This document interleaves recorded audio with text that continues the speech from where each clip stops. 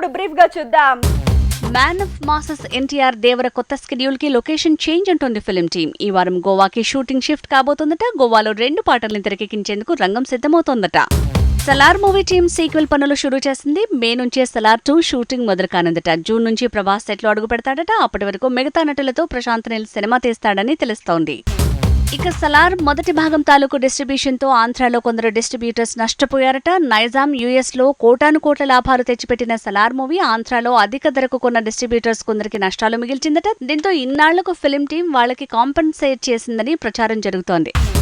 Rowdy star Vijay దేవరకొండతో మృణాల్ ఠాగూర్ చేసిన movie family star April 5న వైడ్ గా ఈ సినిమా రాబోతోంది. ఇక ఫిల్మ్ టీం రెండో సాంగ్ ప్రమోషన్ తో సందడి షురూ చేసింది.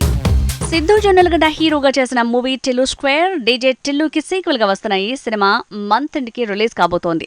అయితే ఈ నెల 22న భారీ ఈవెంట్ కి ఫిల్మ్ టీం రెడీ అయింది.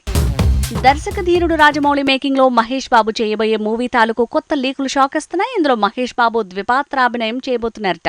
2 పాత్రలు 9 గెటప్లంటూ ప్రచారం షురూ అయింది. న్యాచురల్ స్టార్ నాని చేస్తున్న కొత్త సినిమా సరిపోదా శనివారం. ఈ మూవీ బడ్జెట్ 90 కోట్లంటూ ప్రచారం జరుగుతోంది. ఒకేసారి 3 భాషల్లో ఈ మూవీని తెరకెక్కిస్తున్నారంటూ గుసగుసలు పెరిగాయి.